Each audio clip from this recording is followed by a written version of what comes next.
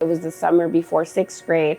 And I remember going to the restroom and I look at like my underwear and I see the blood. It was like very bold and red, and being so afraid, like any little girl, I yelled to my mom, I'm bleeding. Like, it baffles me now as an adult that that was the first time that blood, right, was coming to a conversation with my mother. And it really wasn't a conversation. All she said was, it's fine, put a sock, and like, we will figure it out in the morning.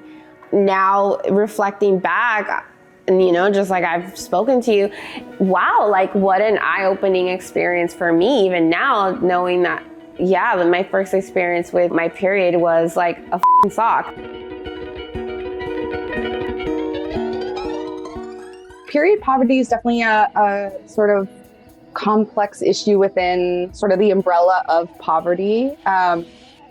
It's something that affects a lot of people. Sometimes people think it's something that only affects people in developing nations, but it's certainly something that actually affects people across pretty well the globe. Period poverty is not having access to facilitations that provide proper hygiene and not being able to either afford or have menstrual products with you. I went to a reproductive health workshop, and that's when I was first introduced to the concept of period poverty. Within that workshop, I learned that I myself had gone to period poverty at a younger age, coming from a low income and immigrant background. I noticed how sometimes my family and I didn't have the means to afford these products, and we would use alternatives. The products that I've definitely seen people commonly and frequently use as alternatives have been clothing rags that they reuse multiple times, newspaper, toilet paper, and I've even witnessed people use garbage bags. One time, I think at church, it came and I wasn't prepared. So I used like a plastic bag I had found. Like, I just wanted to like cover and not have the blood go through my pants. So if you don't have clean materials, you could end up using products that should be thrown away. They could cause you to sweat or develop irritation in the genital area, causing things like UTIs, yeast infections, toxic shock syndrome.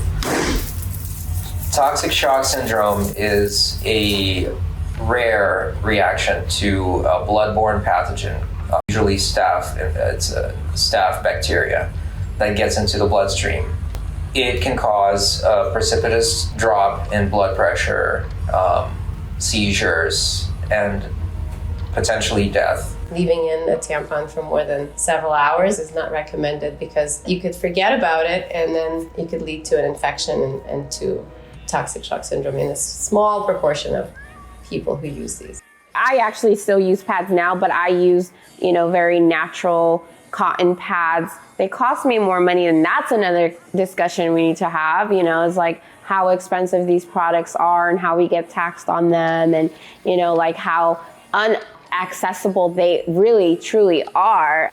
Anyone who's living below the poverty line will likely be experiencing period poverty. If you're struggling to afford food, you're probably also struggling to afford menstrual products. If I have to sit there and ask my mom for, $8 for a packet of pads, and I know that we're struggling, we don't even know where our next meal is coming from because food stamps have run out, and it just so happens that now I have my period, I, guilty, like a child would feel, would not ask my mother for money for a pad.